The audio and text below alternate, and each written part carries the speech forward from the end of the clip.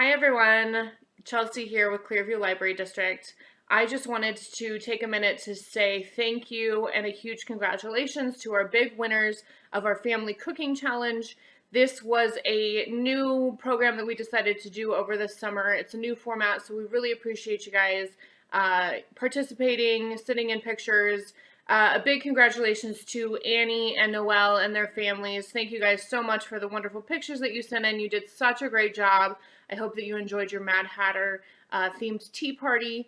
Our winners won some awesome stuff like some cookbooks and aprons and stuff in the kitchen like pot holders and things like that. So congratulations, guys.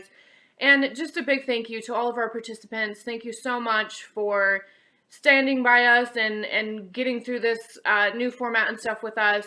We really enjoyed the family cooking challenge, and we hope that it's something that we can continue in the future. So please stay tuned. But thank you guys so much again. Congratulations, and I hope you have a wonderful day. Stay tuned for more news. Thanks.